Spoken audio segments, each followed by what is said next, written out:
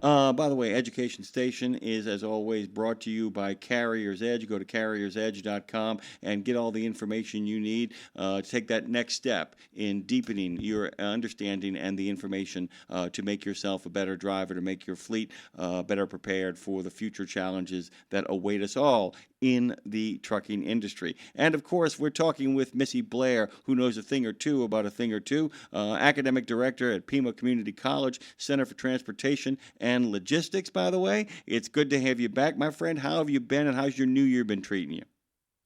Oh, it's been going all right. Thanks again for having me back. It's always a good time talking with y'all.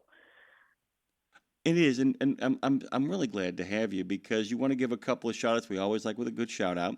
We want to give some shout outs, by the way, and then we're going to kind of pivot over into talking about one of my favorite groups of people getting together, the NAPFTDS. I've gotten really good at saying that fast. Conference is coming up, a couple of regional and annual conferences that we're going to be talking about coming up soon, as a matter of fact. But let's kind of give that shout out to the FMCSA. You want to make sure people know that they've been doing something good as far as you can see. Yes, thanks for that opportunity. So I think the last time I was here a couple months ago, we talked about briefly their enforcement of the Training Provider Registry. Mm-hmm. And I think then we were only at a couple hundred providers that were removed for various reasons. And so just to back up a little bit, what the effort is that the Training Provider Registry is self-certifying. And so which can create a few issues of people just checking a box and that's it. And so there hasn't been enforcement of it. And so when I was here a couple months ago, we were at, I think, a couple hundred that were removed. And I just looked this morning, and it's over 6,000 of the previous providers that have been taken off of the list. So that's bound to create a safer environment for training and out on the roads for everyone listening. It's really funny, by the way, because self-certification, the way, I mean, people often kind of just are aghast when people who aren't in trucking, who aren't in transportation at all, Missy, I tell them about self-certification and they're aghast. And what I tell them is, I said, it's the equivalent of me sticking my head in an office and I'm supposed to be running and going, everybody good? And everybody screams back, yeah, we're good. And then I close the door and they go back to screwing around and not doing a damn thing. That is what self-certification leaves the door open for, which means there's always one person in that office who is busting their ass trying to make everything work while everybody else goofs off because they all self-certified. Well, I checked in with everybody and they said they were good. What's your problem? And that's where the NAPFTDS and the CVTA end up being like, hey, wait a minute, we're good, but these other people aren't good, and nobody's holding them to any standards. I'm interested. What I'm really interested to see, how many of the people on the list how many of people on that list are off the list because they got outed, and how many of them are off the list because they said, you know what, we've had a really good run taking advantage of people. We got to go right now. I'm just wondering how many people said, hey, you know what, you might not want to hang out here. Why? Well, the boss is coming, and this time he's checking our work. I'm going to turn in my resignation right now and get the hell out of here. And I think it's a combination of those two things where, like, you got 30 days, and people said, that's enough time to leave. I mean, that's what it kind of came down to. What does that mean? They do have it. Go ahead. Go ahead, no, you got it. Oh, they do have it categorized now. I was just looking at it, like I said, this morning, and they do have now labeled voluntary, involuntary. So I didn't go through and all 690 pages of it, but well, get on it. Now. Get on top of that right now. I need this information. I don't feel like doing it. And I'm looking at Dre, and he's like saying, nope, not going to do that at all. Somebody will go through. We'll give it to ATRI. We'll give it to ATRI is what we'll do. Let them take care of this stuff. Let me ask you a question. And we're still early on in this process. Do you think, like I said, there are a number of people. I got a good friend out there, drives 4-aught, and he takes roadside photos of people offering 24-hour CDLs and just sends them to me. And he's like, I'm going to check these guys out. And he'll write me back and be like, yeah, they voluntarily left. He's following all that stuff.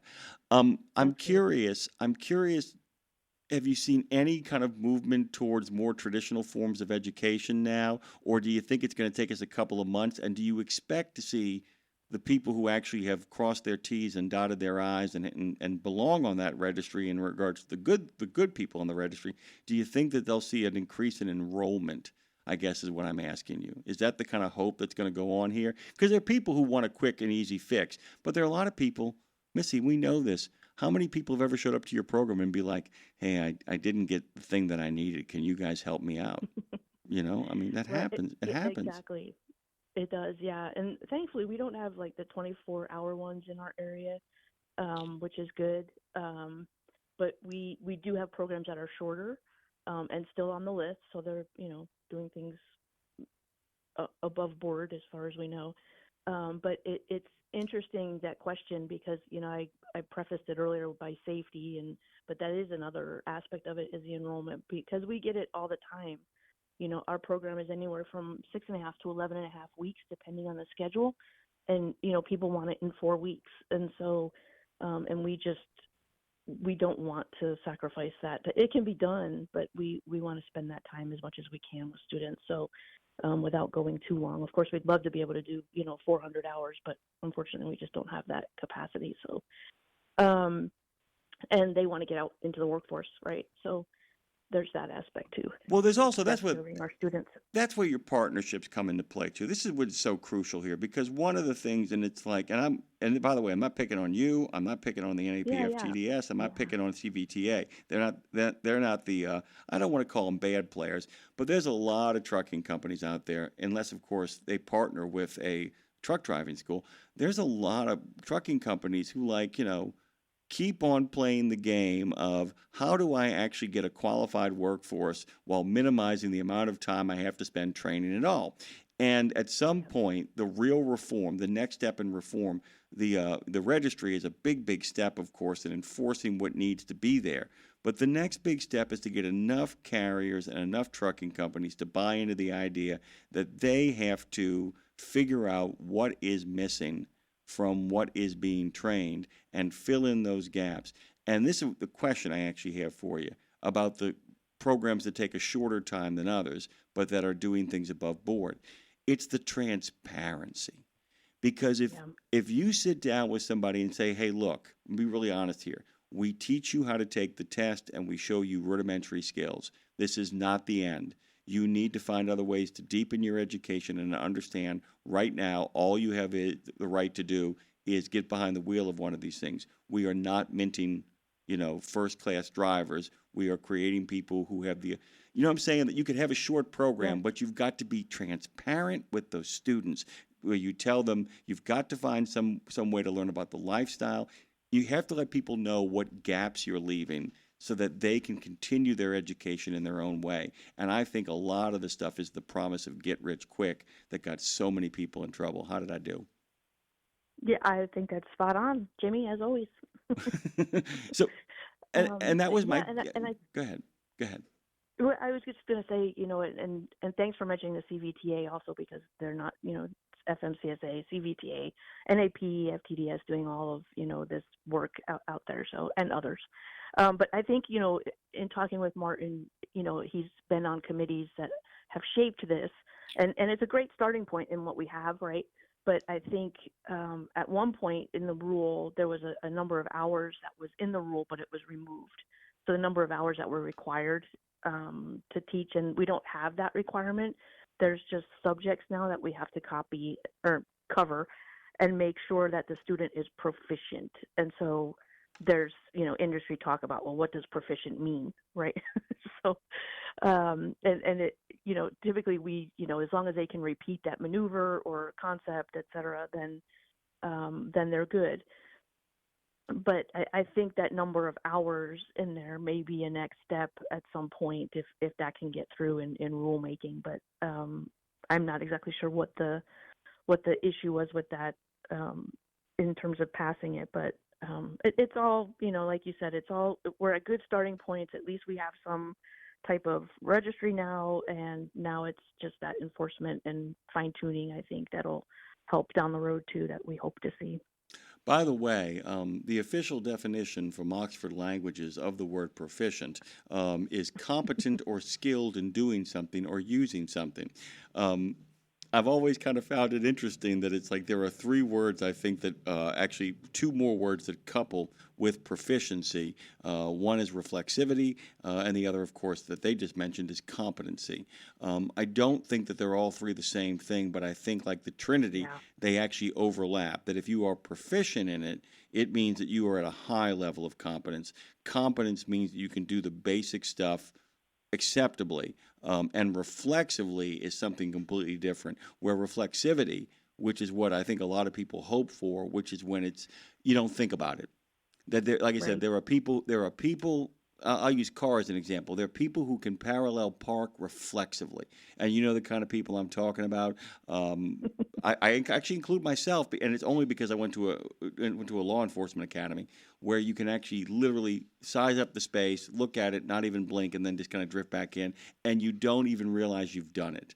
And I think Mm. that is the ultimate goal. We want to go from a place of competence to proficiency, and finally to reflexivity, and that's kind of the Yeah. game. So they like the word proficient because it's open. Right. There's all kinds Right. of ways Exactly. you can interpret it, and there's all kinds of ways you can define Which it. is You know. yeah, which is also a problem, a challenge. But yeah. Let me ask you something else too, though. And this is, like I Yeah. said, you end up poor you end up in a theoretical existential conversation about training. Is also the hope we talk about the idea that the hope about what this will mean in regards to y'all's enrollment and to the opportunities that you can offer if in fact everybody starts playing by the rules, because there are people who just want to get rich quick. We've mentioned that, but there are a lot of people who Yeah. just want the training and go, oh, there's the place, I can go right there right now. And then they're like, man, there's a lot of stuff I don't know. There's a lot of stuff I don't understand, and I got to get that info. The other thing is, though, because you guys are always talking about increasing the quality of this, do you feel like if this stabilizes, that even with organizations like NAPFTDS and and Andy Polikoff and all of our friends over in that other organization, do you feel like there's room to grow? If you know what I'm saying, the idea that where do more reforms come from? How do we improve the quality of training, even when it comes from organizations like yourself, which have quality training? If I gave you suddenly, if I doubled your budget at Pima Right. and said, here you go, I'm doubling your budget. There's a big demand for this. There is a big demand for high quality drivers. What's the first thing you do? That's a really good question. I That's think what I get paid for. I mean, right. Yeah. You do a fine job too. thank you. Thank you. So not that I'm here to judge you, but You better. so I Don't think worry, I get yeah. better. That's right. I think for us it would be making sure we had the quality instructors and being able to get that word out there. Right now, it's like if we have um, job recruitments, et cetera, sometimes it's hard to. We're getting better at it as a college, but this is also such a niche area of hiring. It's hard to find people, especially to come off the road. So if there was a way to even increase that pay that we do pay, it would be great. Just to get that quality, because that's where it starts, right? I mean, we have a curriculum, and then we have people who are teaching and working with the students and putting out those drivers. So we want to make sure we have the best people out there. And I think too, curriculum refinement. There's always room and ways to improve upon that. Do we make it longer? Do we work more on certain areas like backing? Things like that. Does that make sense? No, it makes perfect sense actually, we were talking about this earlier. Dean Croak and I talked about this. Jane Jezraoui and I have talked about this. Have you ever heard the term at a university? I'm sure it's floated around, especially because you're at a community college. Professor of practice. Yes. Okay, so I So we don't have professors necessarily, but I think like our staff, so the college has like adjunct faculty mm, and a faculty, and then we have staff instructors that we pay like on a salary basis instead of by load. And I think they're more like in the CTE realm.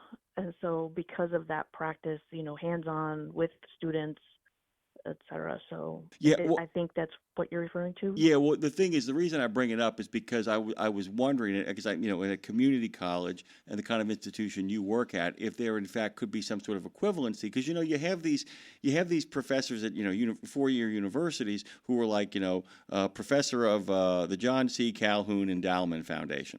And I was kind Mm. of curious in regards to, like I said, you and I just being speculative here, if in fact, given the fact that, there's a real career in training, if only people would understand that it's not just the job of the institution to find the money, it behooves the entire industry to help you guys find the money. And wouldn't that be interesting? And I will just bring up Crete because they don't affect you, but they're stand-up guys over there. It's the kind of outside the box thinking they would engage in to have the Crete professor of practice at Pima, or the Werner professor of practice at Pima, or we can go on, CR England, we can go on, and that person Yeah. that salary gets subsidized, and that you're able to kind of then be able to recruit the kind of folks that listen to this show. I mean, we got some great drivers out there who I know would be like, dude, you bump that by 10, 15 grand a year. I'm there.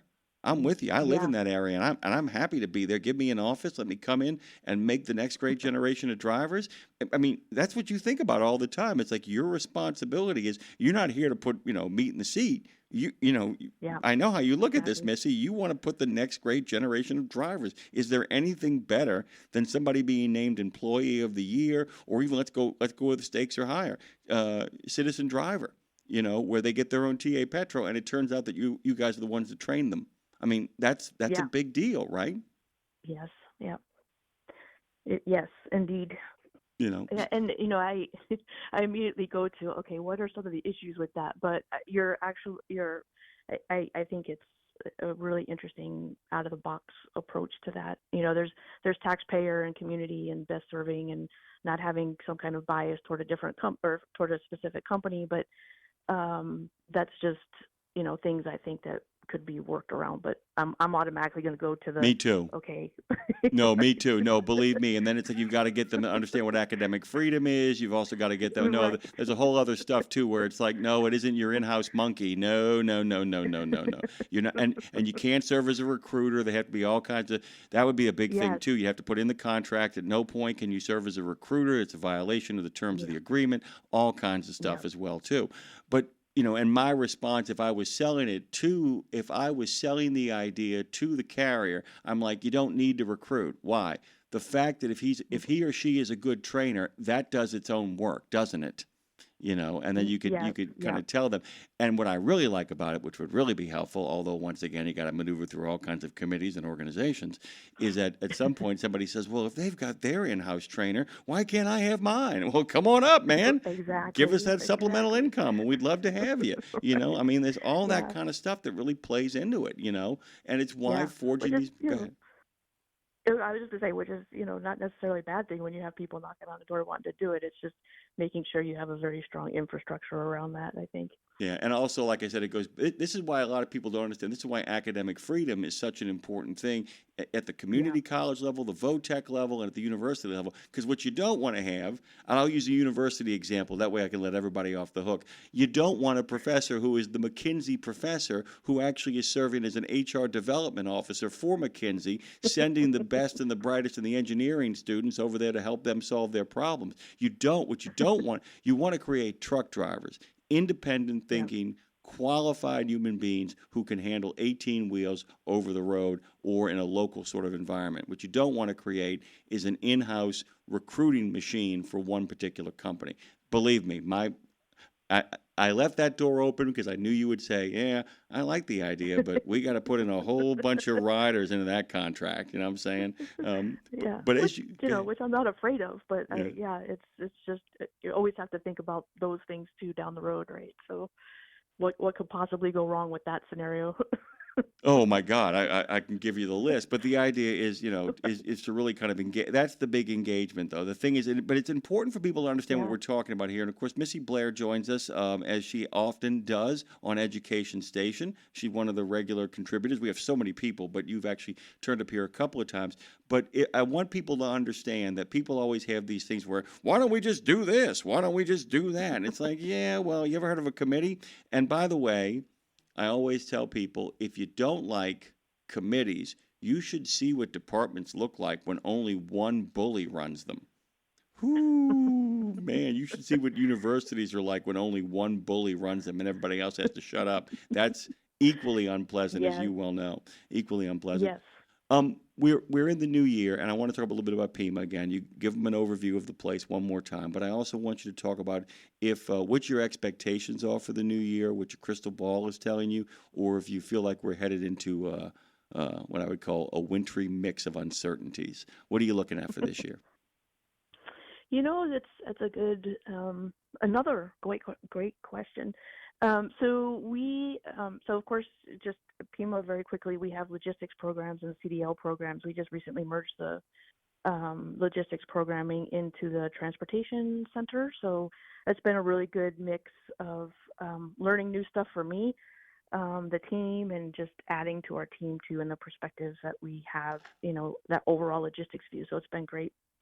Um, Um, did you have a question? no, I just open my mouth at times Okay. because I get really excited about things you're Okay. saying. Go on, continue, please. But the whole thing with Missy and So, I, the reason we talk on top of each other is because we get really excited talking about this stuff. Because it's like I don't know what it is, but it's like I love talking yeah. about training people to become better truckers. Go ahead, Missy. Yeah, and there's no pre-talk beforehand. So if people think that we're going off a script, there is no script. Yeah. So yeah, which is great. I love it. So we kind of have an idea what we want to talk about, and then we just go from there. Which is I love the free-form conversation. Me too. So the new year, we've been lucky. We got a new trailer. It's not new. It's new to us. So it helps the students and the instructors have a little bit more efficient time because we had 3 tractors and 2 trailers. So it's the life of a community college, unfortunately. So we're really excited through our University Transportation Center grant to have funding to wrap that now. We found reserves in our program, thankfully, to pay for the trailer. And then we'll brand it with the grant program through the DOT. We are moving that. I think we talked a little bit last time about the autonomous vehicle certificate. We are moving that to a different credential type. So I'm excited about that and getting that moving. So we did just have 2 recent graduates in the current state. So excited about that, hoping things pick up on that a little bit. And we're excited too to be tracking more outcomes this coming year. We're lucky to have a federal work study student through May. And so we've started utilizing her role to track.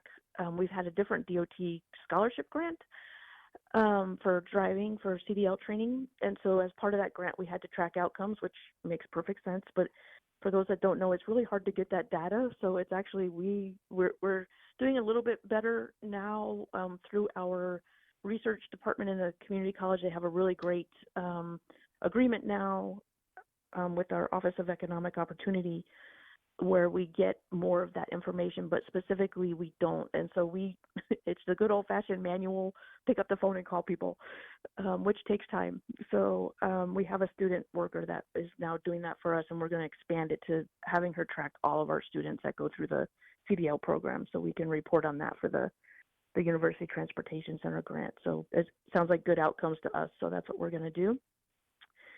I'm excited about enrollment. I think, it's a little bit harder now that we don't have that scholarship program because we expended those funds within a year when it's a 2-year grant, so which is good. People wanted that.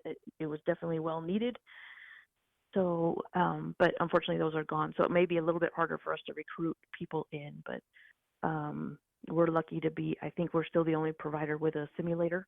So that's usually a pretty good marketing tool. So we'll Really helps keep with utilizing that. and by the way, it really helps with reflexivity. Missy, as always, we're going to run out of time with so much on the table. I Yeah, do want to no talk worries. about the NAPF TDS really quickly. You guys have got a couple of great events coming up in pretty rapid fire succession. Tell us a little bit about that before we actually shuffle off this radio coil together. Yeah, I'll make it quick. So we have the NAPF TDS. We have a regional meeting here in Tucson, the 29th and the 30th, the Thursday and Friday at the end of the month of January. It's a day and a half. We get to have, the school personnel and vendors come in. We're very thankful for the sponsorship, so there is no registration fees. It's a great way to be in a small group and learn from each other and network. And then in April in Utah is the annual conference there. It's in, I can't remember the city, darn it, but it's in Utah in like the Black Desert, I think it's called, somewhere in that area. Sounds High cool. Dunes, something like that. Sounds Yeah. cool. Cool So enough. it'll be interesting. That's just a bigger group for us to be able to network and learn some more. And we have usually some key speakers from industry come in. It's just a great way to connect with industry. So we're excited. I'm excited too, by the way, and I'm always excited when Missy Blair gets a chance to join us, one of our favorite people. She, of course, is the academic director at Pima Community College Center for Transportation and Logistics. Give them the social where they can go. Tell them where they can go to find out more about you guys. Yeah, so pima.edu/truck driver. That's the easiest way to do That's it. the best way to do it. Pima.edu/truck driver. Come on, get on top of that, by the way. And we're going to talk more about trainers and training in the new year. I can't wait to get you back on the air. Thank you so much, Missy. Love having you. Claire says hello, too.